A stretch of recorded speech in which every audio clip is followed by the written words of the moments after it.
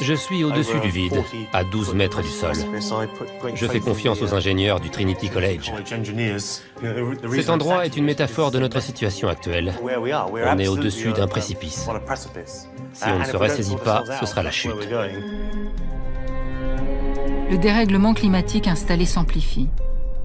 Alors que certains voudraient lutter contre lui en changeant radicalement nos systèmes de production et de consommation, parmi ceux qui niaient l'existence de ce réchauffement planétaire, quelques-uns proposent d'intervenir directement sur le climat, juste pour repousser l'échéance, pour conserver notre mode de vie, ou pour continuer à profiter des énergies fossiles. Ils proposent une solution qu'ils veulent magique, la géo-ingénierie.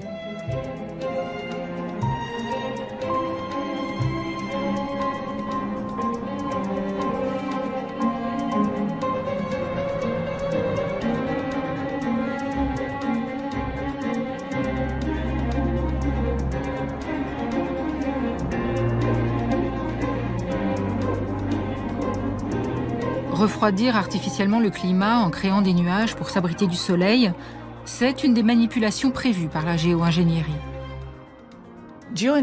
La géo-ingénierie est un ensemble de techniques qui peuvent nous permettre de nous adapter et de faire face au changement climatique.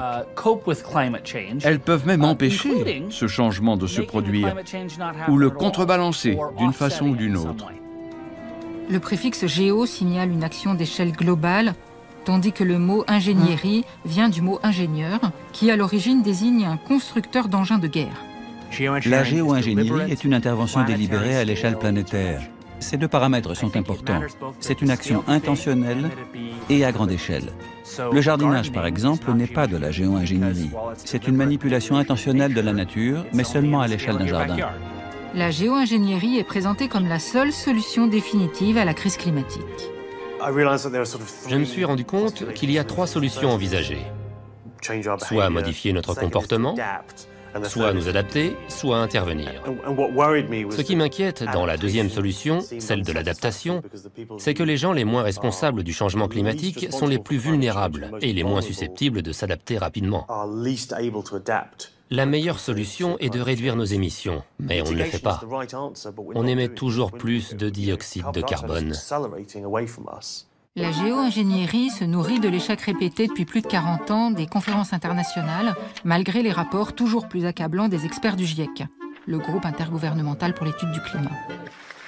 Le monde s'est donné rendez-vous 21 fois sous l'égide de l'ONU. 4 décennies de beaux discours et d'espoirs déçus.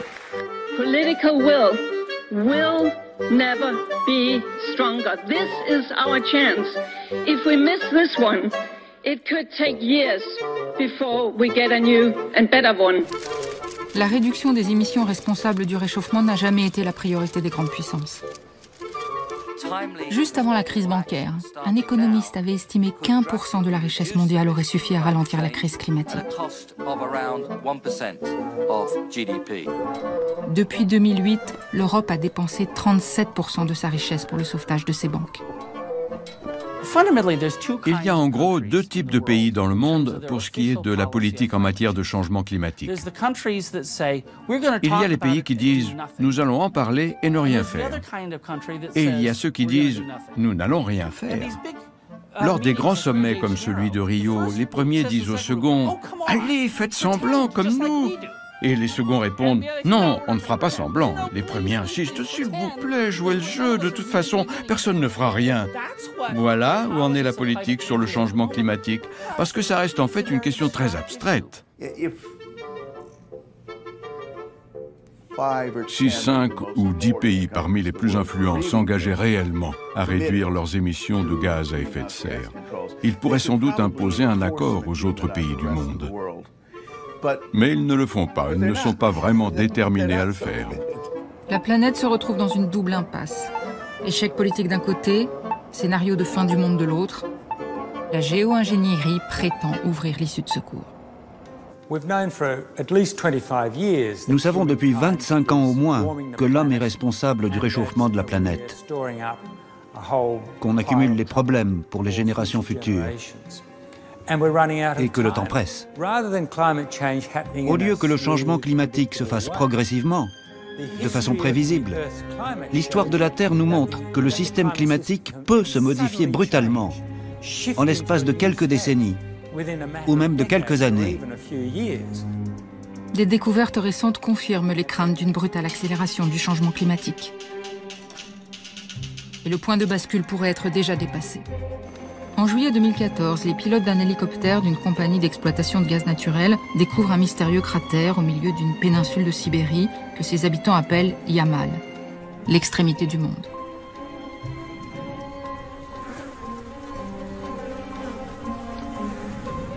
L'équipe scientifique russe estime que le trou mesure 30 mètres de large pour 70 mètres de profondeur. Depuis, d'autres cratères ont été découverts par dizaines et l'étude a été prolongée en hiver. Les chercheurs attribuent ce phénomène à une brusque libération de méthane, un gaz à effet de serre 25 fois plus puissant que le gaz carbonique. Son apparition prouve le début de la fonte de ces sols gelés qui couvrent 1/5 de la surface de notre planète. Dans l'histoire de la Terre, le monde vivant a connu plusieurs extinctions massives causées par des nuages de méthane. Pour les partisans de la géo-ingénierie, c'est une nouvelle preuve de l'urgence d'une intervention délibérée sur le climat. Même dans le meilleur des cas, la température de la Terre va augmenter de plus de 2 degrés dans les prochaines décennies. Si cela se produit, cela provoquera des événements catastrophiques. Et étant donné la gravité des prévisions et le fait que nous n'ayons pas de planète B, nous devrions avoir un plan B. Le plan B, c'est pour ses partisans l'autre nom de la géo-ingénierie. La recette miraculeuse pour ne rien changer à notre cadre de vie. Une quarantaine de technologies ont été proposées, bien que 6 ou 8 seulement fassent l'objet de recherches approfondies. Une des solutions proposées est d'extraire le carbone de l'atmosphère. De multiples technologies ont été imaginées. Créer des forêts artificielles, bâtir des aspirateurs géants, stimuler le plancton des océans. D'autres chercheurs préconisent de réduire les effets du rayonnement solaire, en peignant par exemple les routes ou les toits en blanc, ou même en envoyant des miroirs dans l'espace. À mon avis, la méthode qui a le plus de probabilité d'être déployée dans l'avenir est celle de la pulvérisation d'aérosols soufrés. Cela revient à installer une sorte de filtre solaire ou de pare-soleil autour de la Terre pour la refroidir. Pendant des années, quand on parlait de géo-ingénierie, on écartait le problème. C'est-à-dire c'est quelque chose qui paraissait non sérieux, dangereux, relativement loufoque. La grande majorité des climatologues n'en parlaient pas, ne voulaient pas qu'on en parle, et encore moins qu'on entreprenne des recherches à ce sujet. Ils pensaient que parler de géo-ingénierie, c'est-à-dire d'un plan B, découragerait les politiciens de poursuivre le plan A, qui est la réduction des émissions de gaz à effet de serre. Pour eux, ça aurait été une erreur éthique et politique. Et c'est assez intéressant de voir qu'en quelques années, un très petit nombre d'acteurs ont réussi à imposer la géo-ingénierie, au moins comme un élément dans notre panoplie, et j'en veux pour preuve le fait que le GIEC a été obligé de statuer sur la géo-ingénierie dans le 5e rapport. Qui est derrière l'entrée de la question de la géo-ingénierie dans les rapports du GIEC? On a notamment dans le groupe 3 du GIEC en 2001 une section qui est extrêmement optimiste vis-à-vis à la fois de la stimulation du plancton dans les océans et des technologies de réflexion des rayonnements solaires dans la stratosphère. Et derrière ça, il y a David Kiss qui est aujourd'hui l'un des principaux entrepreneurs et un des principaux laudateurs des programmes sur la géo-ingénierie. Je crois que ce domaine m'a attiré parce qu'il était tabou. Les gens avaient peur d'en parler et il y avait peu d'études de fait. Alors j'ai choisi d'explorer cette piste. Autrefois, la géo-ingénierie semblait du domaine de la science-fiction. On l'estimait trop cher et potentiellement trop dangereuse. Les gens rejettent d'instinct l'idée qu'on puisse intervenir sur le climat. Pour certains, cette perspective est terrifiante. Ils estiment que les hommes se prendraient pour des dieux.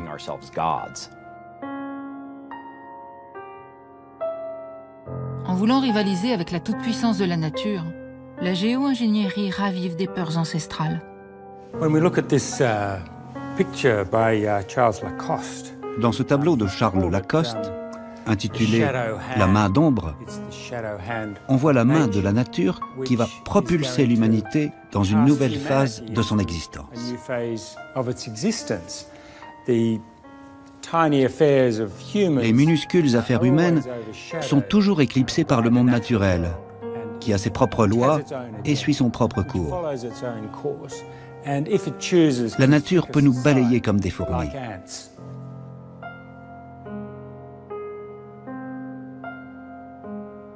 Les promoteurs de la géo-ingénierie se croient aujourd'hui assez puissants pour prendre le contrôle de cette main qu'ils voudraient rendre protectrice et accomplir ainsi un vieux rêve, devenir maître et possesseur de la nature.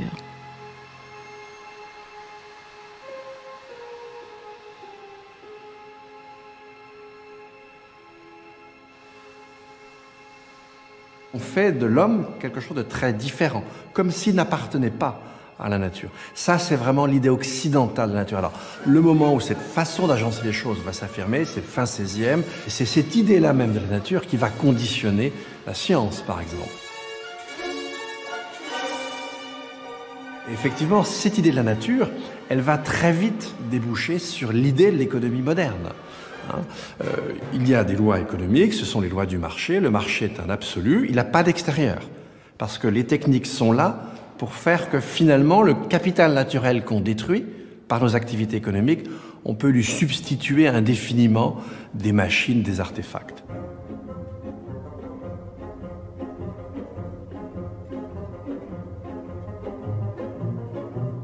Ça, c'est le dogme moderne. Il est idiot, il est faux. Vous ne substituez absolument pas des machines à de la nature. Mais avec de nouvelles techniques, vous allez exploiter des compartiments de la nature que vous ne saviez pas exploiter autrefois, comme le gaz de schiste. Il nous faut la fracturation hydraulique et horizontale pour pouvoir exploiter le gaz de schiste. Donc, la géo-ingénierie, c'est le dernier avatar de l'idée de nature. Les scientifiques russes, les scientifiques américains ont fait des essais assez désastreux dans les années 60-70 sur les manipulations à l'échelle globale du climat. C'est probablement un vieux fantasme humain. La géo-ingénierie traîne une mauvaise réputation due aux fantômes du passé. Je vais prendre le contrôle de la planète. Les craintes viennent du fait qu'on parle de contrôler la température du globe, mais aussi du souvenir de l'époque où l'on voulait modifier le climat pour accéder aux ressources de certaines régions. On peut situer les débuts dans les années 1960, à l'époque où l'on concevait des projets grandioses et délirants pour maîtriser la nature. Mais en fait, il y a eu plusieurs débuts, et non un seul. Quels sont ces débuts? Et pourquoi la géo-ingénierie traîne-t-elle cette mauvaise réputation? Deux historiens des sciences ont étudié la naissance de ces projets démesurés en dévoilant ce qui longtemps était resté secret d'État. Pendant la Seconde Guerre mondiale, on pensait que les Allemands allaient développer une arme nucléaire. Ils avaient à leur disposition tous les spécialistes qui avaient travaillé sur des projets atomiques avant-guerre.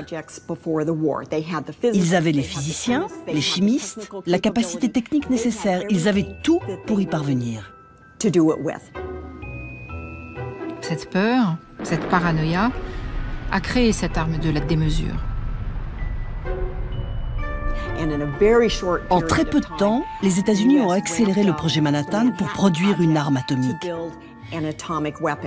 Pendant ce temps, les Allemands consacraient toute leur énergie à la création de fusées et non d'armes nucléaires. Les nazis mettent leurs espoirs dans des armes nouvelles, les fusées, que les Américains, après la victoire, vont récupérer. Et la paranoïa logique recommence. Avec ces compétences nouvellement acquises, les Américains se mettent à craindre également l'avancée des Soviétiques, qui eux aussi ont embrigadé des savants allemands et affichent déjà leur supériorité en matière de conquête spatiale ou de lancement de missiles. La guerre froide entre les deux puissances a déjà commencé. Vous ne pouvez pas vous expliquer ce que fabrique votre ennemi et vous craignez le résultat. Vous n'êtes pas sûr qu'il fasse ce à quoi vous pensez, mais il peut le faire, car il en a les moyens. Pour les États-Unis, cela signifie qu'il faut investir de l'argent dans un projet similaire, avec pour motif, c'est bien si nous le faisons, car ce sera entre de bonnes mains. Si ce sont eux qui y arrivent, ce sera entre de mauvaises mains. D'abord pour combattre l'Allemagne nazie, puis pour se protéger de l'Union soviétique, les États-Unis enrôlent leurs meilleurs chercheurs dans la course effrénée à l'innovation technologique. Le territoire possible de la guerre s'étend à toute la planète dont les militaires veulent prendre le contrôle. Les missiles balistiques traversent la haute atmosphère, les sous-marins descendent au plus profond des océans. Le Pentagone mène l'étude des phénomènes climatiques dans un objectif stratégique. Rien qu'aux États-Unis, on a formé plus de 7000 météorologues pendant la guerre, la plupart diplômés en physique ou en mathématiques. Ils n'étaient que 400 avant-guerre. Ces spécialistes sont devenus capables d'étudier non seulement la météo quotidienne, mais aussi le climat mondial et son évolution. Sur ces images de propagande, une équipe météorologique de l'armée américaine s'apprête à envoyer un ballon-sonde dans l'atmosphère.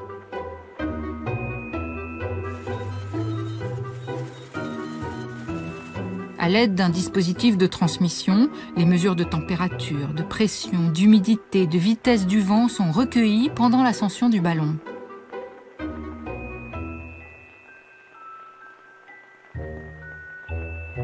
Des milliers et des milliers de chiffres qui ne peuvent plus être digérés par de petits cerveaux humains, mais par de gros ordinateurs. À la fin de la Seconde Guerre mondiale, John von Neumann développe un ordinateur capable de prévoir la météo.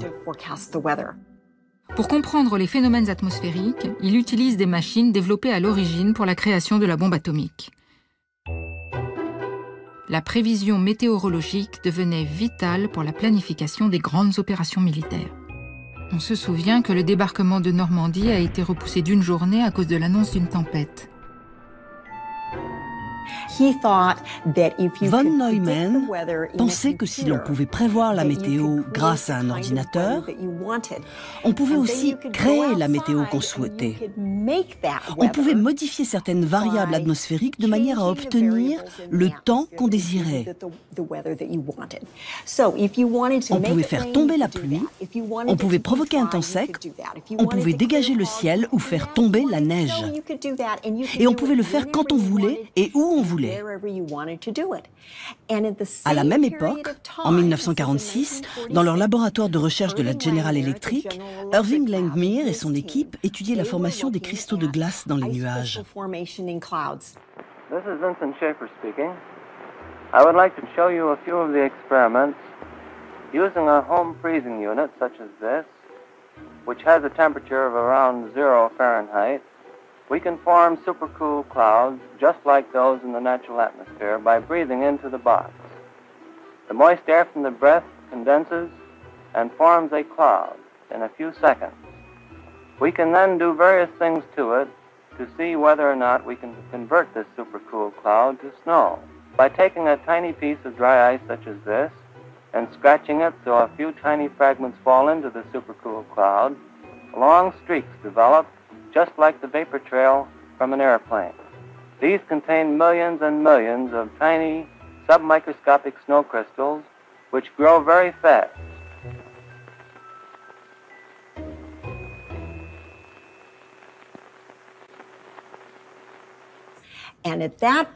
À partir de là, l'armée américaine a été fascinée à l'idée de pouvoir provoquer la météo qu'elle souhaitait, quand elle voulait et en toutes circonstances.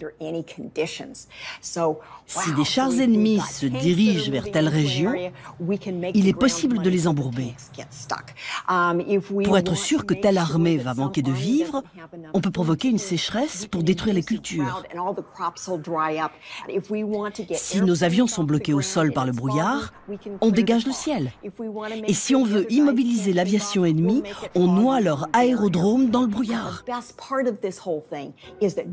Et le plus fort, c'est que personne ne peut nous accuser. Ce n'est pas comme une arme nucléaire qui génère des radiations dont on peut retracer la provenance. Ici, personne ne peut rien prouver.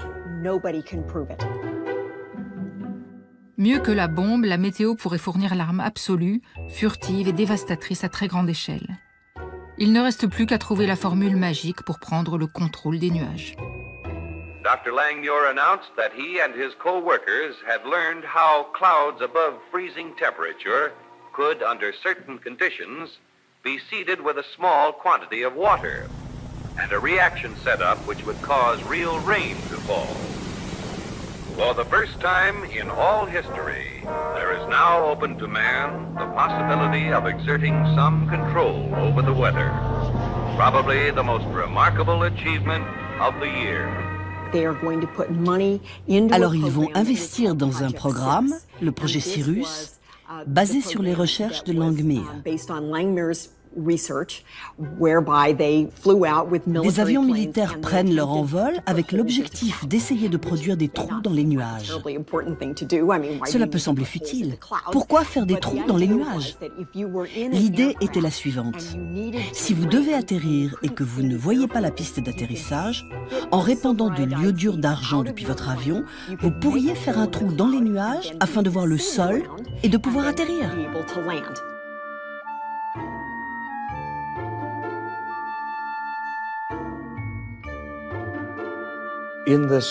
Qu'y a-t-il de si important dans ce document secret déclassifié? On y parle de prévision météo pour les opérations aériennes, mais aussi de contrôle de la météo pour des opérations terrestres et aériennes. Ce document prouve non seulement l'intérêt de l'armée pour tous les domaines des sciences de l'environnement, mais déjà cette préoccupation. Comment être en mesure d'utiliser le contrôle de la météo comme un outil pour les opérations militaires? En étudiant non seulement la météorologie locale, mais aussi le climat global, le Pentagone va disposer très tôt d'informations stratégiques sur le devenir de la planète.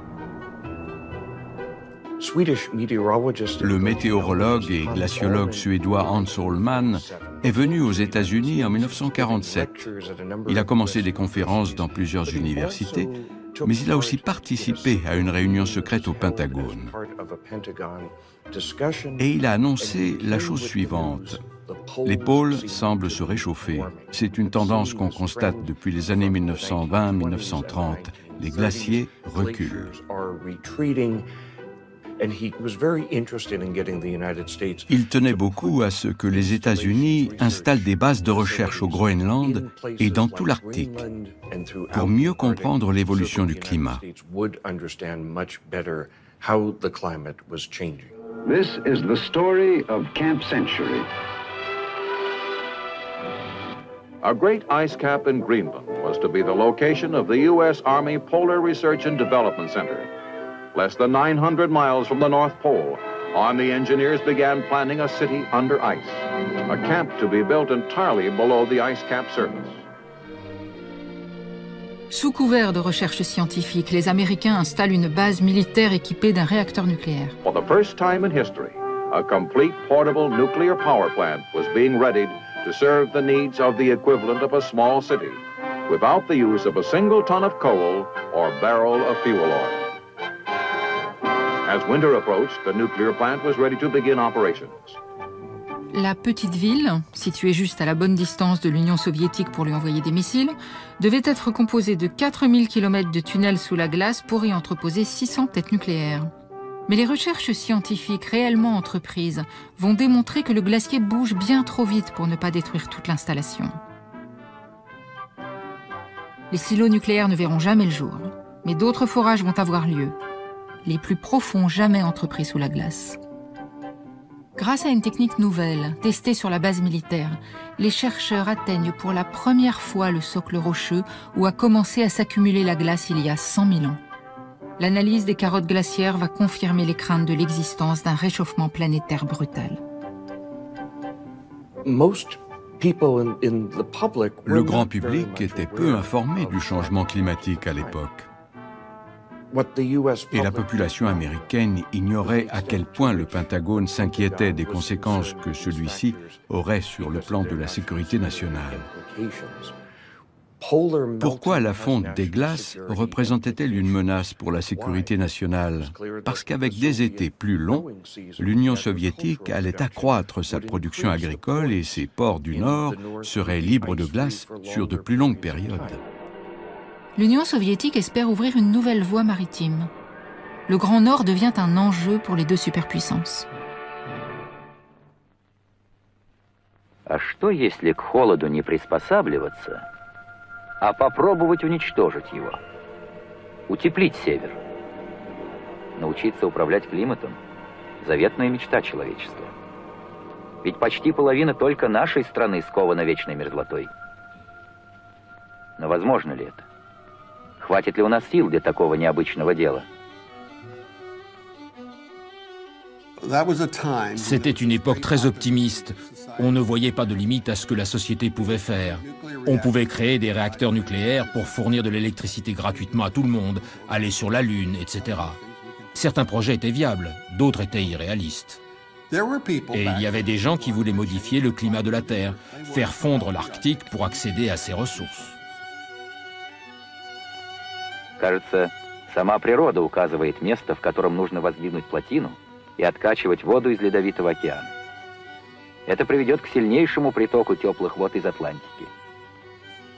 Гольфстрим понесет свое тепло через полярный бассейн, Тихий океан. Лед начнет таять, и уже через несколько лет Арктика полностью освободится ото льда и вечной мерзлоты. Построить такую плотину в наших силах, убеждал инженер. Удивительно заманчиво. Même les Américains négocient un temps leur participation au barrage soviétique. L'opposition au projet viendra du climatologue russe Mikhail Boudicko, qui s'inquiète des conséquences sur l'environnement. En étudiant le processus de fonte de la glace, il a découvert des enchaînements d'effets inattendus. Si on regarde la façon dont l'artiste a peint la lumière tombant sur ce paysage de l'Arctique, on constate que là où la glace tient bon, le paysage est lumineux, car les rayons du soleil sont reflétés et renvoyés dans l'espace. Alors que là où la glace a fondu, on voit l'eau sombre de la mer. Cette eau sombre absorbe la plus grande partie des rayons du soleil. Par conséquent, la mer se réchauffe plus vite et la glace fond plus vite. C'est le principe de l'albédo. Un corps blanc réfléchit au moins 80% de la lumière. Plus il y a de la peinture blanche, plus il y a de la neige, plus il y a des nuages, plus la chaleur de la lumière du soleil est évacuée dans l'espace et moins la température augmente sur Terre.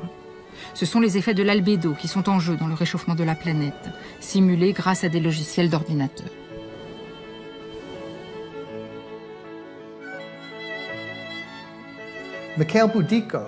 Mikhail Boudicko a conçu dans les années 60 les premiers modèles simples de rétroaction. Il montrait le lien entre l'augmentation des gaz à effet de serre, la fonte des glaces, l'assombrissement de la Terre et l'absorption accrue du rayonnement solaire. Ce concept d'équilibre énergétique est depuis un élément central de tous les modèles climatiques. Le modèle informatique de Boudicko est le premier qui permet de prévoir le climat à venir et de simuler une intervention sur l'atmosphère terrestre. Mikhail Boudicko était alors le plus grand spécialiste soviétique en matière de climat.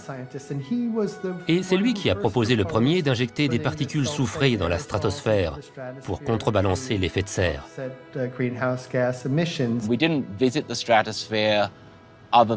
Jusqu'à la Seconde Guerre mondiale, nous n'avions jamais visité la stratosphère autrement qu'en ballon. Les hommes n'ont pu explorer cet espace qu'avec l'arrivée des U-2. Encore une fois, c'est un programme de recherche de l'armée américaine qui permet à un avion de science-fiction dès 1957 d'étudier les zones les plus reculées de l'atmosphère. On a alors découvert qu'il y avait plusieurs couches dans la stratosphère. On l'appelle stratosphère parce qu'elle est composée de strates. Mais évidemment, l'U-2 de Lockheed est d'abord un avion espion, capable de survoler tout l'Empire soviétique. Le 1er mai 1960, quelques heures avant le défilé annuel sur la place Rouge, un U-2 est abattu lors d'une mission d'espionnage en URSS et son pilote capturé. Washington prétend d'abord qu'il s'agit d'un avion de recherche météo. Après le début de la guerre froide et pendant plus de 10 ans, les agences de renseignement comme la CIA, qui a développé très tôt sa branche de renseignement scientifique, ont eu énormément de mal à savoir où en était la science en Union soviétique.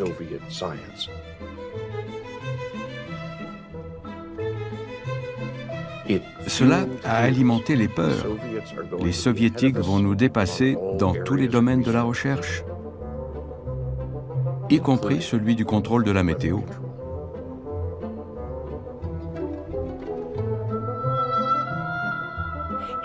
Et s'ils nous devancent dans le contrôle de la météo, ce sont eux qui contrôleront le monde.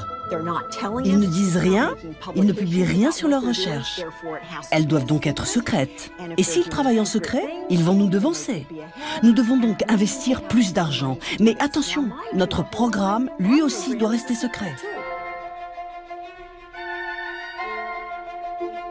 Cette paranoïa motive la poursuite d'expériences que le Pentagone baptise désormais guerre climatologique. En pratique, on tente de modifier la météo localement en perfectionnant les techniques d'ensemencement des nuages.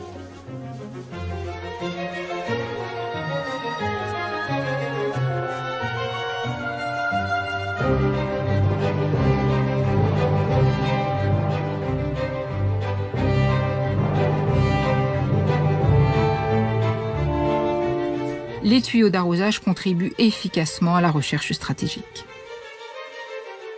À la Maison-Blanche, John Fitzgerald Kennedy et son entourage scientifique s'inquiètent d'une utilisation d'armes climatiques aux effets beaucoup plus vastes.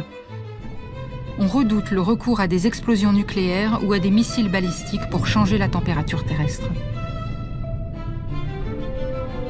Le président Kennedy dénonce les risques d'une telle expérience sur l'atmosphère, sans pour autant interrompre les programmes de recherche de l'armée américaine. The government has the clear responsibility to weigh the importance of large-scale experiments to the advance of knowledge or to national security against the possibility of adverse and destructive effects. We must balance the gains of weather modification against the hazards of protracted drought or storm. Le président Lyndon Johnson était déterminé à poursuivre les programmes initiés par Kennedy, assassiné en novembre 1963, auquel il succédait. Ours is a time of change, rapid and fantastic change, bearing the secrets of nature, placing in uncertain hands new weapons for mastery and destruction. Lyndon Johnson pensait que les sciences de l'environnement pourraient rendre toutes sortes de services aux hommes. Il s'intéressait particulièrement à la possibilité d'apporter de l'eau dans les régions où elle faisait cruellement défaut. Il voyait en cela un outil diplomatique. C'est ce qui a conduit aux essais de modification de la météo en Inde lors de la famine du Bihar. Pour empêcher que l'Inde ne se dote de la bombe atomique, les Américains offrent en échange l'arme météorologique. Faire pleuvoir. Johnson voyait cela comme un ensemble. Ces techniques pouvaient permettre de garder certains pays dans l'orbite de l'Ouest, en des temps de profonde tension entre les États-Unis et l'Union soviétique. Et elles avaient aussi une utilité militaire. Un homme encourage le président Johnson à construire un arsenal secret d'armes météorologiques. Il est si célèbre que Stanley Kubrick en a fait le héros d'un de ses films. Dr. Strangelove. Or How I Learned to Stop Worrying and Love the bomb.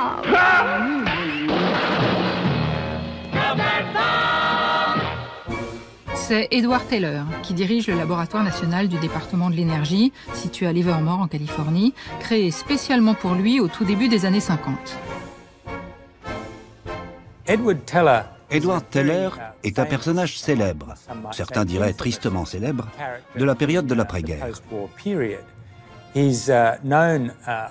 Surtout connu comme le père de la bombe à hydrogène, Il a joué un rôle crucial dans le déclenchement et la poursuite de la guerre froide, en développant des armes nucléaires de plus en plus sophistiquées.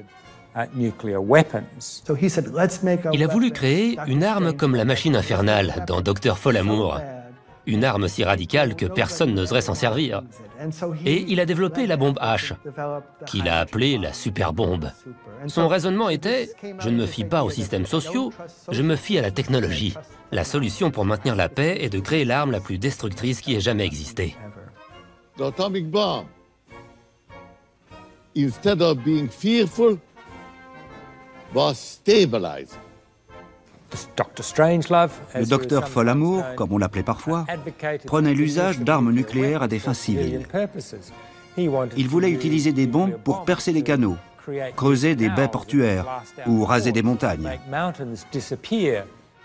Use nuclear explosives, like high explosives have been used, for the purpose of mining. Use nuclear explosives in the bowels of the earth, using the earth itself as the crucible, to make new kinds of chemistry. Peaceful nuclear explosions. Carefully controlled, these vast, compact, and relatively inexpensive sources of energy are made to do useful work, buried in the earth to achieve specific desired effects. Today, detailed experimentation.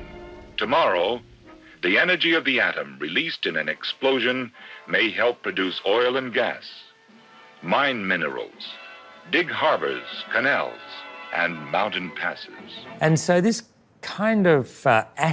Cette propension à utiliser les plus sombres capacités créatives de l'homme pour transformer le monde naturel s'est répandue parmi certains partisans de la géo-ingénierie,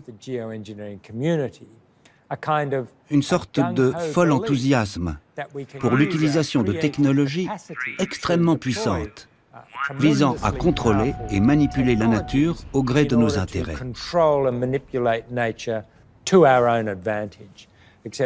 Sauf que maintenant, il s'agit du système climatique de la planète entière. J'ai reçu un appel de sa secrétaire que je connaissais depuis une dizaine d'années. Elle m'a dit, le docteur Taylor veut vous voir, dans 1 heure. Il a une question à vous poser. J'ai demandé, quelle question ?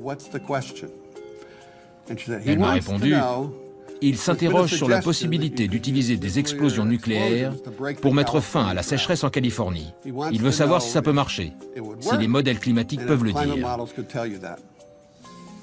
Le laboratoire de Livermore avait des ordinateurs de pointe. Edward Teller a donné toute latitude aux scientifiques pour construire un modèle atmosphérique global et voir ce que ça donnerait. Ils en ont fait une animation sur ordinateur. Puis une société de dessin animé de Californie du Sud y a ajouté des filtres de couleurs. Et ainsi, ils ont créé un film en 35 mm qui illustrait les résultats de ce modèle atmosphérique. Pour Edward Teller, la même arme qui peut résoudre la sécheresse en Inde ou en Californie doit servir à des opérations militaires. Il est l'inspirateur de la première application connue des armes météorologiques au Vietnam. Le projet secret de la marine américaine était de trouver le moyen d'augmenter les précipitations pendant la mousson. Dans quel but ? Eh bien, si vous êtes au Laos et que vous voulez être sûr que les hommes et le matériel ennemi ne pourront pas quitter le Vietnam du Nord pour gagner le Sud puis le Laos, vous pouvez souhaiter que les pluies soient encore plus diluviennes que d'ordinaire pendant la mousson.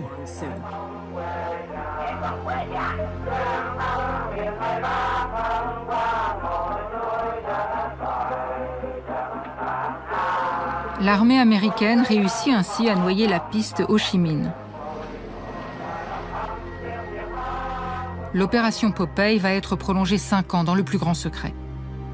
Un article du New York Times dévoile l'intervention des faiseurs de pluie au Vietnam.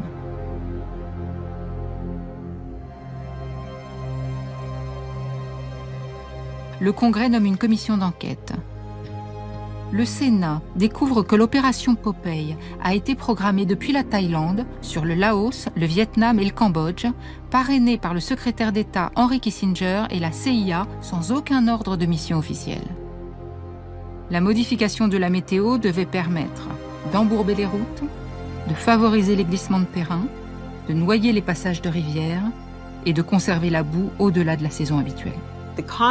Le Congrès fait pression pour que le contrôle de la météo ne soit plus jamais utilisé comme une arme. Dès lors, le climat peut être protégé et non plus utilisé. Mais l'opinion publique est plus mobilisée à propos de la paix au Vietnam que par l'organisation en 1972 par les Nations Unies de la première conférence de l'histoire sur la crise de l'environnement. Le secrétaire général de l'ONU dénonce l'inaction des gouvernants face au problème de la pollution atmosphérique. It is this world that is threatened by the impact of man's unplanned, selfish and ever-growing activities. C'est la faute, vous, lui, moi, c'est notre faute à nous, le public. Pourquoi? Parce que les gouvernements n'agissent que sous l'effet, la poussée de l'opinion publique, que cette opinion publique n'est pas assez forte, et si elle n'est pas assez forte, c'est tout simplement parce que vous, moi et les autres, nous ne sommes pas assez convaincus. Mrs. Indira Gandhi, Prime Minister of India, arrived today to address the first United Nations Conference on the Human Environment. She was met by the Secretary General of the conference, Mr. Maurice Strong. Modern man must re-establish an unbroken link with nature and recognize, as did the ancients in India centuries ago, that one can take from the earth and the atmosphere only so much as one puts back into them. La fin de la démesure des actions humaines s'impose. Cette même année 1972, une équipe scientifique, commanditée par le Club de Rome, publie un rapport qui dénonce un modèle de développement économique épuisant la planète depuis 3 siècles. They built a global computer model on paper to measure long-term trends.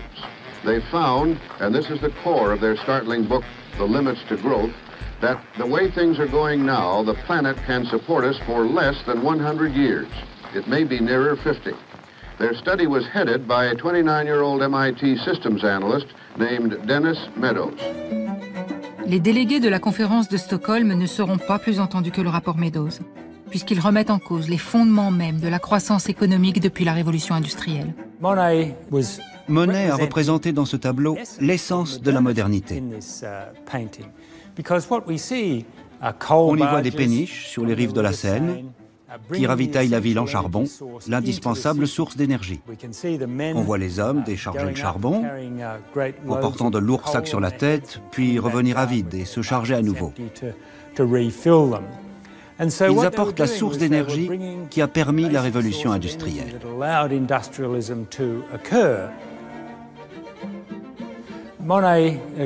Monet nous montre ce qu'on faisait grâce au charbon. C'est la ressource qui a rendu possible l'ère de la machine à vapeur. Et c'est grâce à son réseau de transport qu'un pays comme la France a pu construire la force commerciale qui a fait d'elle une nation industrialisée. L'extraction du charbon, le développement des transports et des procédés industriels ont engendré la croissance économique moderne. Mais bien sûr, c'est aussi cette source d'énergie qui a conduit à la crise climatique avec laquelle nous sommes aux prises aujourd'hui. Par son ampleur, la crise climatique menace les fondements même de l'économie mondiale qu'il a engendrée. Un processus de destruction de la planète que les scientifiques ont découvert, quantifié, documenté depuis bien trop longtemps. К концу будущего столетия температура вырастет на много градусов. И в этих условиях могут создаться условия, если не высоких, то в низких широтах, совершенно невыносимые для людей. В самом деле, если растает материковый лед Гренландии, а затем и ледники Антарктиды, то уровень мирового океана значительно поднимется. Десятки городов, таких как Нью-Йорк, Лондон, придется эвакуировать, переселить на более высокие места. И хотя это заботы будущего, о них нельзя забывать. Ведь города растут и нагревают атмосферу. Теперь и проблема Арктики приобретает иной характер. Devant l'ampleur de la catastrophe annoncée, pour la première fois, des scientifiques font l'inventaire des solutions magiques au dérèglement climatique. Il y a un article de 1974 de Schneider et Kellogg, qui sont deux météorologistes extrêmement connus aux États-Unis, extrêmement respectés, qui nous expliquent que maintenant la problématique est en train d'évoluer et que peut-être on pourrait réfléchir à la possibilité de contrebalancer le changement climatique éventuellement. Mais ils sont très réservés à ce sujet-là. Mais ces scénarios de science-fiction vont être renvoyés aux oubliettes, suite aux négociations commencées entre Américains et Soviétiques dès les révélations sur l'arme climatique utilisée au Vietnam. In the last few years, it has become evident that advances in science and technology will permit man to change climatic conditions. Les Nations Unies adoptent une convention interdisant toute modification agressive de l'environnement. Russes et Américains renoncent à la course aux armes météorologiques et climatiques. Le domaine de cette convention est large. Elle n'interdit pas seulement d'utiliser la pluie artificielle contre un ennemi ou de provoquer une sécheresse pour affamer une population, elle interdit toute manipulation de la météo à des fins hostiles. Motivé par la crainte d'une catastrophe mondiale, l'accord sur le climat annonce la fin d'une autre course aux armements. Le climatologue Ken Caldeira militait alors contre la bombe atomique. À l'époque, j'organisais des manifestations contre les armes nucléaires et l'énergie nucléaire. J'ai même été chargé de mettre sur pied une coalition qui a été à l'origine de la plus grande manifestation antinucléaire de notre histoire. C'était à Central Park, le 12 juin 1982. La réduction du nombre d'ogives nucléaires doit bien plus à un enchaînement de découvertes scientifiques inattendues qu'à cette impressionnante mobilisation.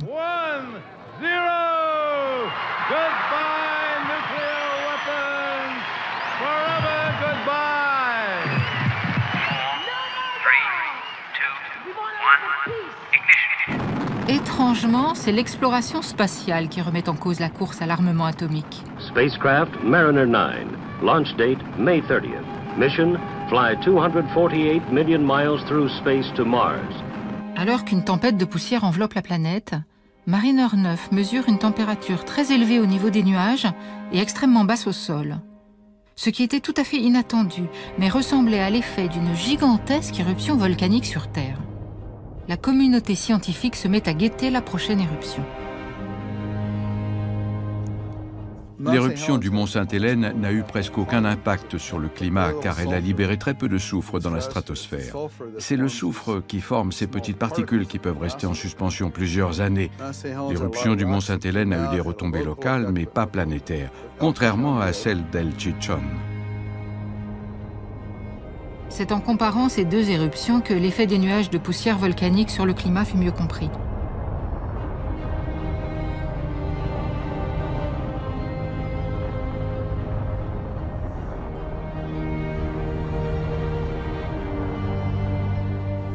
Le nuage de poussière propulsé dans l'atmosphère par l'éruption d'El Chichón atteint le niveau de la stratosphère, où il va rester sans être lessivé par les pluies des nuages, cantonnés en dessous.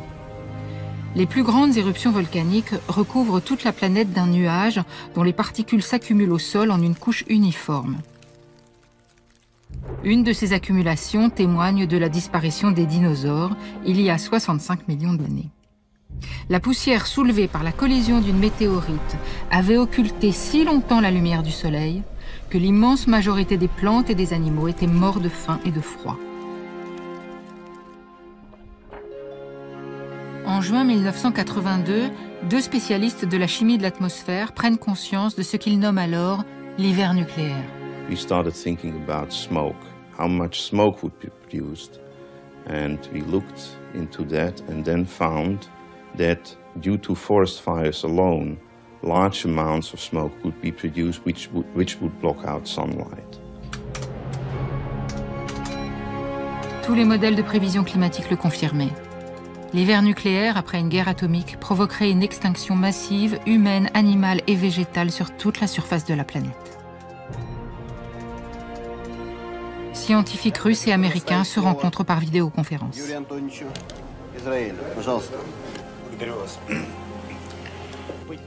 This again stresses that in a nuclear war there can be no victor and no vanquish. In the final analysis, all sides suffer fatally and, thus we are raising the very question of life on Earth. Comme pour les armes climatiques, la peur de la fin du monde a contribué au ralentissement de la course aux armes atomiques. Edward Teller, lui, ne veut pas du désarmement et continue avec fougue à militer pour augmenter la puissance de l'arsenal américain.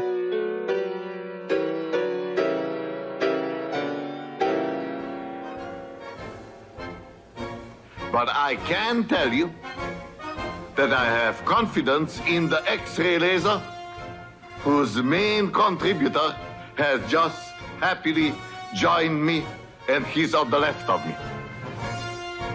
Et Lowell Wood était si proche d'Edward Teller, Dr. Strangelove, que son surnom fut Dr. Evil. We go to Washington from time to time and we present what we have done, what we are doing, what we believe that we can do in such and such a time frame for such and such a cost. And the people that we speak to in government, both in the executive and the legislative branches, say that's great, keep it up, here's more money. Edward Teller et Lowell Wood continuent de profiter de leur crédit auprès du président Ronald Reagan pour entraîner les soviétiques dans une nouvelle course aux armements. La guerre des étoiles, après la guerre nucléaire et la guerre du climat. Mais cette fois, l'URSS est incapable de relever le défi. Divisé, avec une économie à bout de souffle, le bloc soviétique n'a pas les moyens de se lancer dans une nouvelle course aux armements. Les Russes s'en tiennent encore aux vieilles recettes, continuant à manipuler le climat localement. Depuis les années 50, la recherche météo soviétique permet l'ensemencement des nuages avec une formule magique à base d'iodure d'argent, de glace sèche et de poudre de ciment. Rituel immuable. Chaque 1er mai, un soleil radieux inonde la place rouge au moment de la grande parade militaire.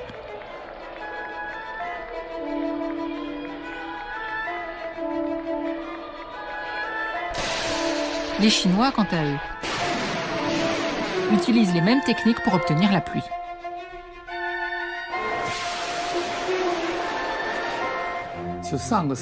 Dans les années 1950, 60, 70, comme l'URSS à l'époque, on voyait comme une bonne chose que l'homme puisse changer la nature avec ses propres moyens. Nous disions, à ce moment-là, l'homme déterminé vaincra le ciel. Pendant très longtemps, la Chine a tenté de manipuler l'environnement au bénéfice des hommes. Ça a eu parfois des conséquences désastreuses. Aujourd'hui, je crois que les gens sont très lucides à propos des essais qui ont été faits pour intervenir sur la nature. C'est justement parce que nous avons des idées comme l'unité entre le ciel et l'humain, le respect pour la nature, l'adaptation à la nature, c'est-à-dire le concept du feng shui, que pendant l'exploration des ressources naturelles, nous faisons particulièrement attention à ne pas détruire le feng shui. C'est la fin de la paranoïa logique américaine. Les expériences de domestication de la nature réalisées par les communistes se résument peut-être à une lutte sans merci contre la sécheresse avec une arme redoutable, une fois encore, le tuyau d'arrosage.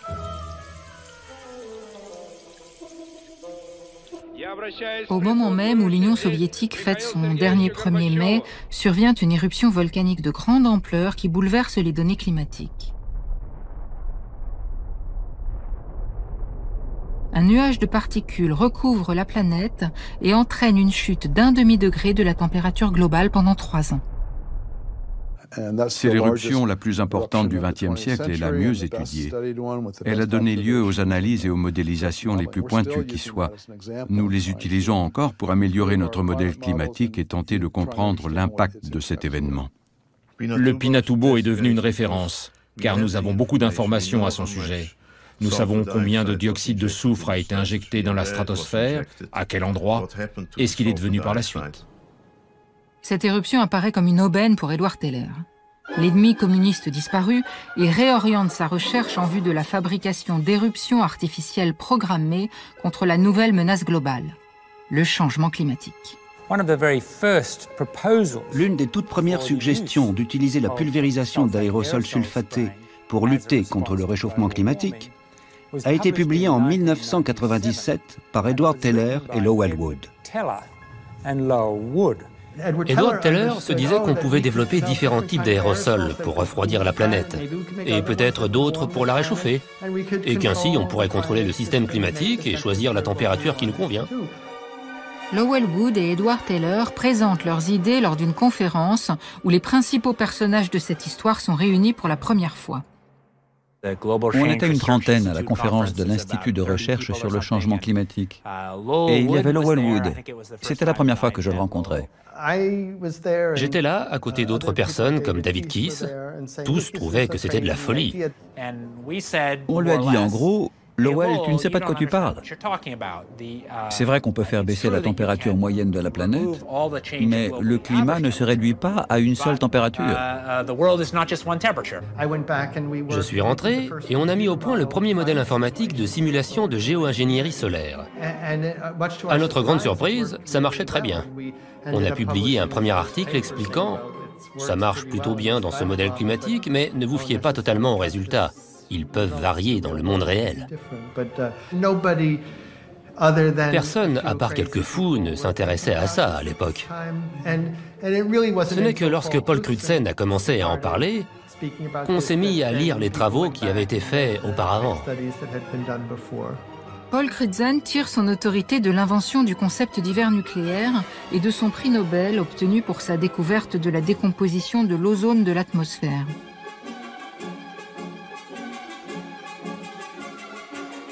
Découverte qui, à Montréal en 1987, a permis le premier et seul accord contraignant au niveau mondial, l'arrêt de l'utilisation de certains gaz qui détruisaient la couche d'ozone. The Montreal Protocol improves the odds in the risky game the world has been playing with its own future. Son autorité lui permet d'imposer la réflexion sur la géo-ingénierie, d'autant qu'il vient d'inventer le terme anthropocène.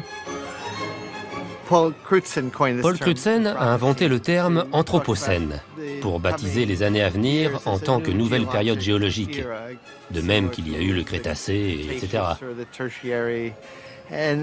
Dans l'ère géologique qui s'est ouverte, l'homme joue un rôle déterminant sur la planète. Anthropocène, c'est l'humanité est devenue puissante. Alors ensuite, après, effectivement, on peut l'interpréter de manière très différente.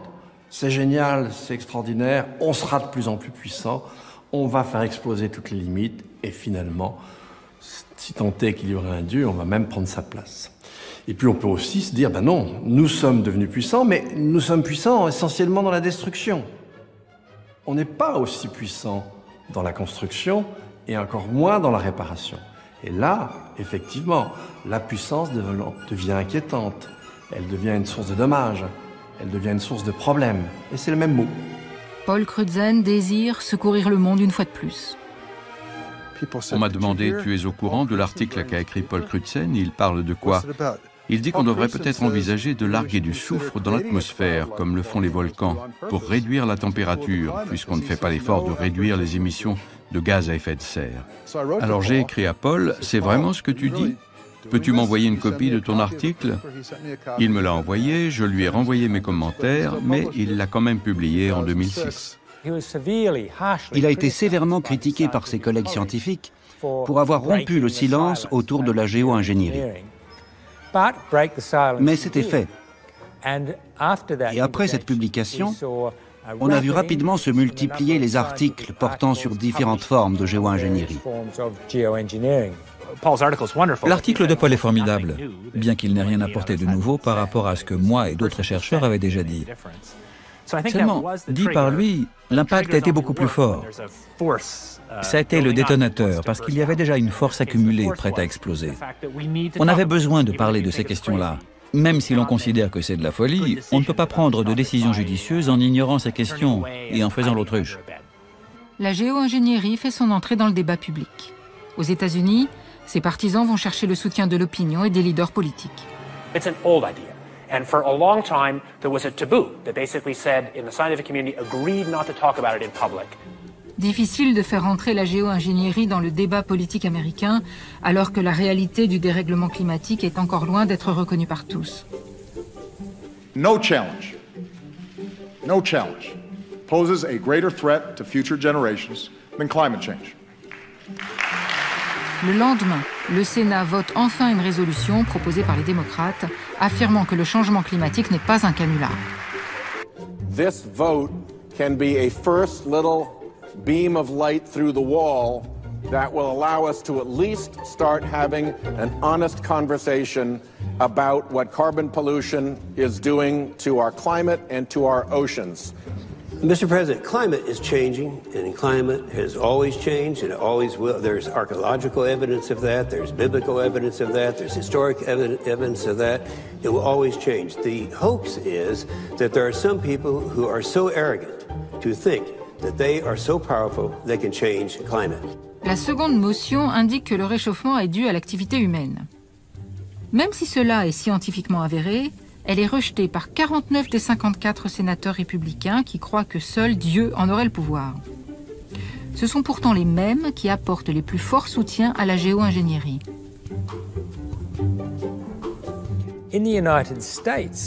Aux États-Unis, de nombreux groupes de réflexion conservateurs nient vigoureusement et depuis des années les conclusions des sciences climatiques. Ils ont attaqué les climatologues, déstabilisé les experts du GIEC, ils ont parlé de canulars, d'imposture, d'escroquerie. Ils se sont opposés à toutes les mesures visant à réduire les émissions de gaz à effet de serre et à encourager les énergies renouvelables et l'efficacité énergétique aux États-Unis. Et pourtant, ce sont ces mêmes groupes qui soutiennent la géo-ingénierie.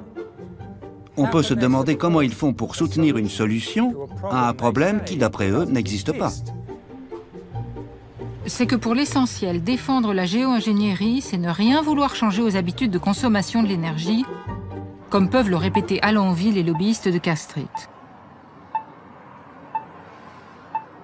Les technologies actuelles de production d'énergie sans émissions de gaz à effet de serre coûtent bien plus cher que les combustibles fossiles.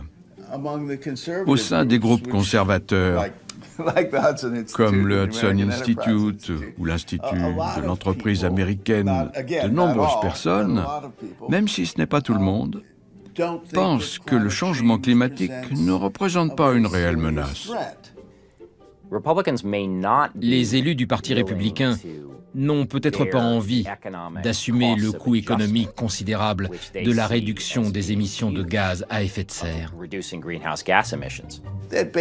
En fait, cela implique la transformation de toute l'économie mondiale.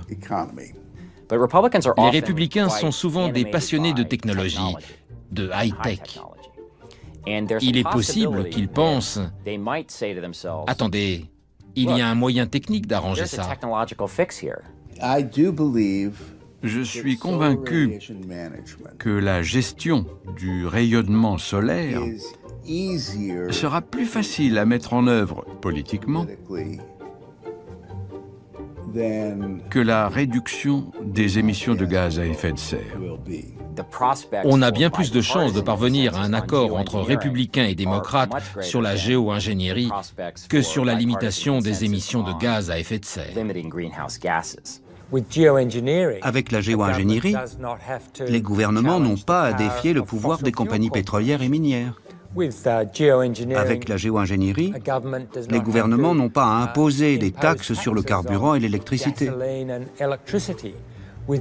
Ils n'ont pas à demander aux consommateurs de modifier leur mode de vie. Vous voyez donc à quel point la géo-ingénierie peut être séduisante au niveau politique. C'est dire combien la mise en pratique des procédés de refroidissement de la planète par la géo-ingénierie n'est pas seulement possible, mais politiquement probable. Manifestement, l'objectif de ces gens, c'est pas de réduire la catastrophe, il faut être clair, c'est de faire de l'argent, c'est de vendre des techniques, c'est de créer un marché. Certaines personnes sont en train de déposer des brevets pour des technologies de géo-ingénierie. Ils misent sur le fait que si la situation devient désespérée, on se tournera vers eux pour acheter leur propriété intellectuelle. Je voulais essayer de comprendre par moi-même le changement climatique. On fait venir des climatologues qui comprennent très bien le problème et on essaie de proposer toutes sortes de solutions délirantes. Lowell Wood a été dans cette salle, de même que Nathan Myhrvold, Bill Gates, Paul Allen, etc. On s'amuse beaucoup. Pour moi, c'est quelque chose d'amusant. On a cherché la solution la plus pratique et la plus économique et on a calculé la quantité qu'il faudrait. On a ainsi inventé un système qu'on a baptisé StratoShield. Faudra-t-il pulvériser des milliards de tonnes de particules dans l'atmosphère? Non, une toute petite quantité suffira. On pulvérisera ces particules au moyen d'un tuyau porté par une série de ballons en forme de V. Un tuyau flexible, pas très différent de celui que vous utilisez pour arroser votre jardin. Ce tuyau ira de la surface de la Terre jusqu'à la stratosphère. Calcul, un tuyau de 5 cm de diamètre devrait suffire pour couvrir tout l'hémisphère nord. Il ne faudrait que 2 tuyaux comme ça pour couvrir la surface de la Terre.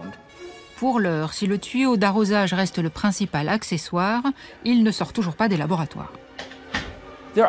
Parfois, des gens ont fait interdire des expériences de géo-ingénierie parfaitement anodines, ce qui est franchement absurde. Ça a été le cas pour des expériences en Angleterre où il s'agissait juste de pulvériser un peu d'eau. 3 universités se sont réunies au sein d'un projet baptisé SPICE, Stratospheric Particle Injection for Climate Engineering. Une équipe de Cambridge recherche le meilleur moyen de saupoudrer l'atmosphère de particules.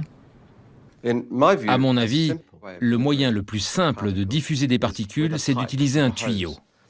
Regardez. Voilà le système qui m'intéresse. Il y a de nombreux paramètres à étudier. Le ballon doit être très gros et le tuyau très solide, car la distance est immense. Ce qui est intéressant, c'est que je ne parle pas du tout de sciences climatiques. Maintenant, c'est devenu un problème d'ingénierie. Yes, but oh wow.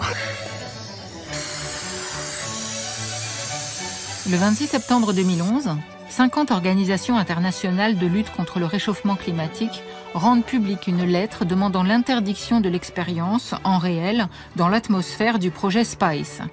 Hugh Hunt présente ici en modèle réduit ce qu'il a été empêché de réaliser, envoyer de l'eau pour tester ses tuyaux. On affronte des problèmes que personne n'a jamais eu à résoudre, ni même à imaginer. Et on a décidé très tôt au cours de ce projet de ne pas viser la reconnaissance, mais de montrer nos recherches telles quelles au public, pour stimuler et alimenter le débat. Je trouve que c'était incroyablement courageux de notre part, et j'en suis très fier. C'est drôle d'y repenser aujourd'hui et de se rendre compte à quel point on a été naïf. Car tout le monde s'est intéressé à ce qu'on faisait et a considéré qu'il s'agissait d'une expérience de géo-ingénierie en plein air. Je pense qu'en fait, le gouvernement britannique a commis une erreur en finançant cette première grande expérience publique de géo-ingénierie. Car l'objectif n'était pas de mesurer les risques ou l'efficacité du dispositif, mais juste de trouver la solution la moins chère. À l'université d'Harvard, David Kiss a imaginé avec son équipe un ballon expérimental pour répandre de minuscules particules à une hauteur de 22 km. La perturbation sera très limitée.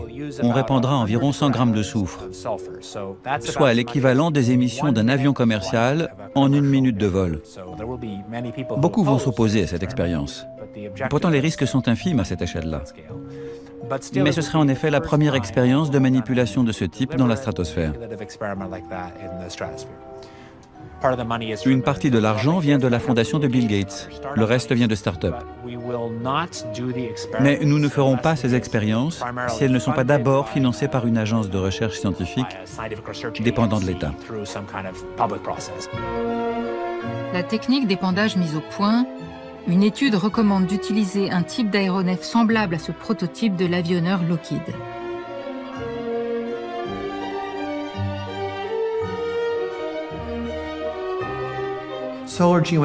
La géo-ingénierie solaire est rapide, bon marché, et elle ne mobilise qu'un petit nombre de personnes. Mais ce qui la rend attractive la rend aussi dangereuse. C'est une épée à double tranchant. Donc, on a d'un côté une voie difficile, qui est la meilleure option, et de l'autre, la voie de la facilité, qui est à la fois séduisante et risquée. Pour prévoir et prévenir les risques de ces expériences totalement inédites, le seul outil disponible pour les scientifiques est la modélisation informatique du climat. La plupart des chercheurs ont un laboratoire, font des tests dans des éprouvettes, utilisent des accélérateurs de particules. Nous, notre laboratoire, c'est le monde entier. On ne peut pas y faire des expériences car on n'a qu'une seule planète. Des équipes du monde entier ont créé un modèle climatique où sont simulées virtuellement autant d'éruptions volcaniques voulues, avec les mêmes caractéristiques que l'éruption du mont Pinatubo.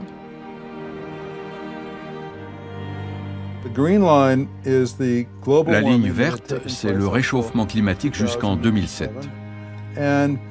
La ligne rouge, c'est si rien ne change et que le réchauffement climatique et les émissions de gaz à effet de serre continuent d'augmenter.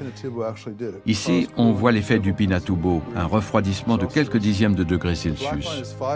La ligne noire, c'est 5 millions de tonnes de dioxyde de soufre dans les tropiques, un Pinatubo tous les 4 ans.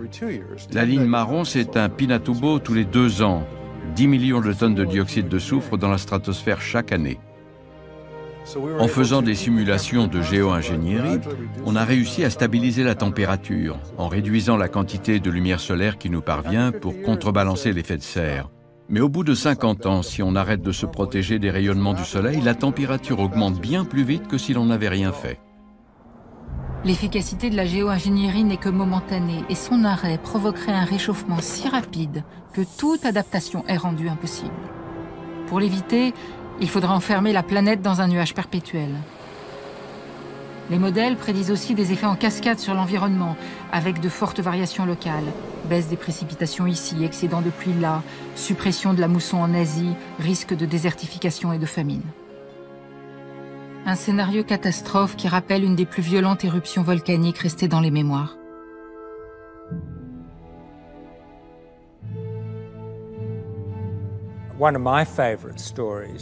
Une de mes histoires préférées est liée à l'éruption du volcan Tambora, en Indonésie, en 1815. Quelques mois après l'éruption, ces effets se sont fait sentir sur le climat en Europe, de l'autre côté de la planète. En plein mois de juin, la pluie et la boue qui envahit le champ de bataille de Waterloo rend inefficaces les canons dont la supériorité numérique du côté français aurait dû emporter la décision. L'éruption la plus importante des 10 000 dernières années change l'histoire du monde. La disparition de la mousson en Asie entraîne la famine et les épidémies, 100 000 morts. Alors que la chute de la température se ressent au niveau global, dans le Grand Nord, un passage provisoire dans la glace permet des explorations jamais tentées. L'année 1816 a été baptisée en Europe l'année sans été. Lord Byron, Percy Shelley et sa fiancée de 19 ans Marie se retrouvent au bord du lac Léman avec l'intention de marcher dans la montagne. Le mauvais temps les garde enfermés dans la villa Diodati. D'ennui, ils écrivent. Et la jeune fille invente une histoire fantastique à l'invitation de Byron.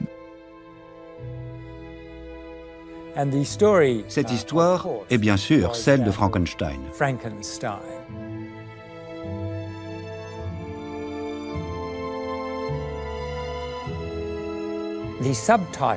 Le sous-titre du célèbre roman de Mary Shelley est « Le Prométhée moderne ». Vous vous en souvenez, le docteur Frankenstein voulait créer la vie. Il récupère des morceaux de corps humain qu'il assemble dans son grenier, grâce à ses connaissances médicales, pour former une grande créature à laquelle il donne l'étincelle de vie. Mais quand le monstre prend vie, Frankenstein découvre bien sûr qu'il ne pourra pas le contrôler.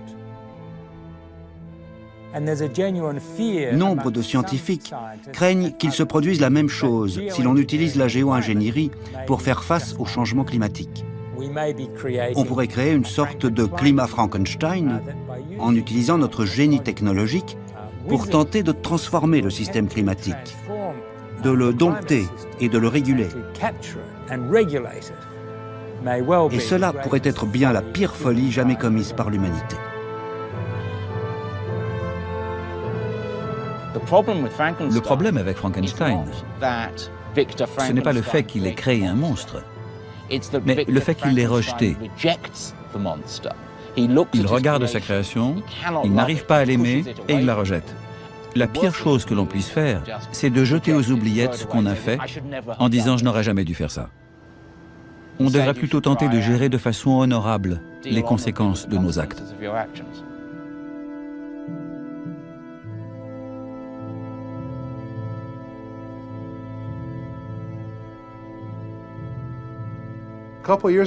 Il y a quelques années, la CIA m'a demandé si un autre pays essayait de contrôler le climat au moyen de la géo-ingénierie, est-ce qu'on le saurait?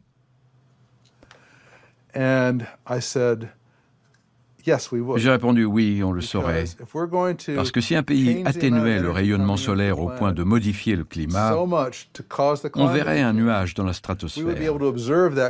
On a des satellites, des instruments au sol qui nous permettent même de détecter de petites éruptions volcaniques. Un tel nuage se verrait. Quel serait le premier pays tenté de recourir seul à la géo-ingénierie? Usine du monde, devenue le premier pollueur mondial, la Chine est aussi l'un des territoires les plus exposés au changement climatique. L'ironie est que les habitants des pays riches comme le Royaume-Uni, la France et les États-Unis ont réclamé de leur gouvernement qu'ils instaurent des lois anti-pollution. On ne voit plus ce genre de brouillard dans ces pays-là. Le smog n'était pas un événement naturel, c'était de l'air très humide, saturé de pollution industrielle.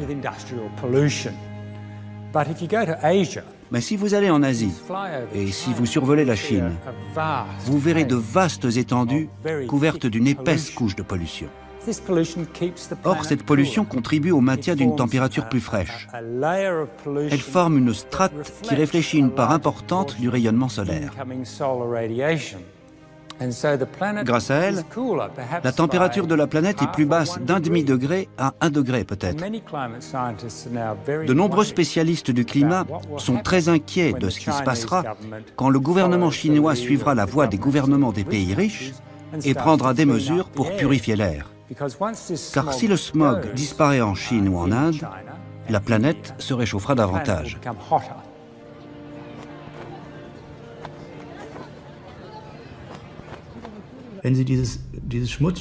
Si on élimine ce bouclier de pollution, on obtient un réchauffement local d'1 degré, peut-être en l'espace de 5 à 10 ans. Cela dépend de la vitesse à laquelle est éliminé le bouclier de pollution. Imaginez que la Chine y soit parvenue et qu'elle décide d'en contrer les effets en envoyant des aérosols de sulfate dans la stratosphère.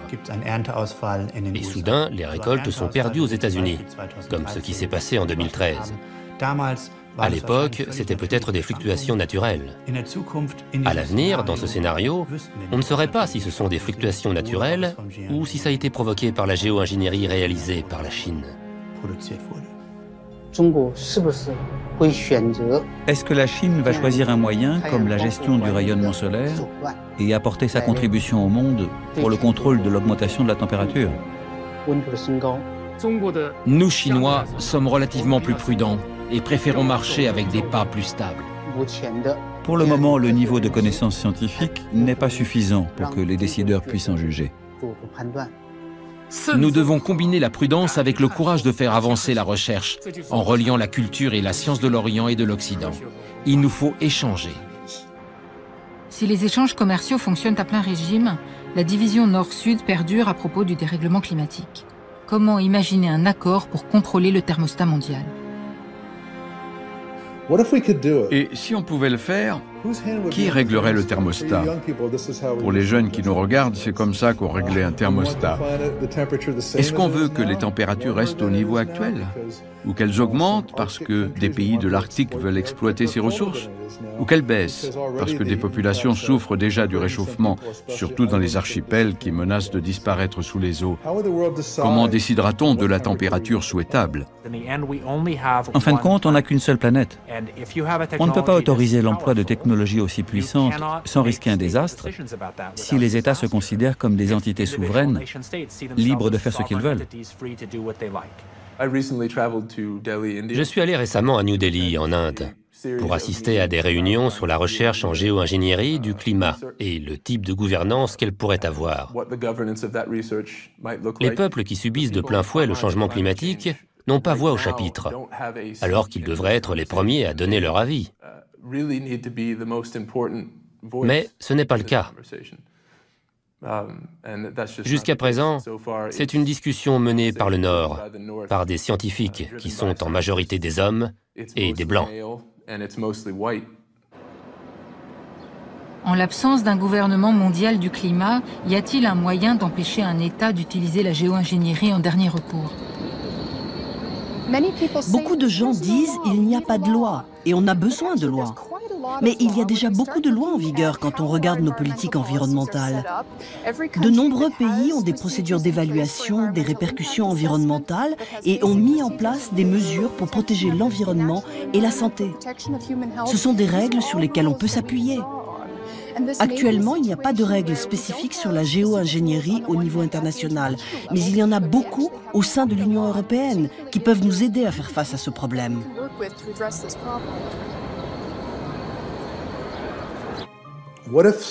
Que se passerait-il si de grandes entreprises, appelons-les BP ou Exxon, devenaient les leaders en géo-ingénierie? Quels intérêts défendraient-elles? Ceux de la planète ou les leurs? On imagine la suite. On ne peut pas cesser notre activité, il y a des emplois en jeu. Et elles feraient du lobbying auprès des puissants pour pouvoir continuer. On pense que toute nation de taille moyenne pourrait déployer un bouclier solaire. Mais certains craignent qu'un milliardaire prenne les devants. Quelqu'un qui se prendrait pour le Messie et s'imaginerait sauver le monde à lui seul parce que les gouvernements tergiversent et refusent d'agir. À peu près partout dans la population, le fait de vouloir manipuler à cette échelle, c'est quelque chose qui aurait plutôt tendance à effrayer. Eh bien, on va passer outre. Et on risque de passer outre en jouant justement sur la peur. Ce que je crains, c'est un retournement soudain de l'opinion publique. S'il se met à faire vraiment anormalement chaud, si on assiste à des phénomènes météorologiques extrêmes, et que le changement devient évident, les gens peuvent dire tout à coup, les scientifiques savent mieux que nous. Ils peuvent nous tirer de là. Laissons-les intervenir. Je crois que d'ici peu de temps, tout le monde saura à quel point la situation est critique. Et comme les gens sont habitués à chercher des solutions rapides, à court terme, et à obtenir des informations en un clic, ils diront « Réglons ça tout de suite, optons pour une solution agressive et radicale. » Faut-il espérer que l'apparition des projets de géo-ingénierie puisse réussir à faire prendre conscience, vraiment, enfin, de l'extrême urgence d'une réaction appropriée et globale face au péril climatique? Faut-il espérer que des politiques précises soient mises en place pour s'adapter à cette catastrophe qui débute? Ou se résigner à nous voir condamnés à un nuage à perpétuité?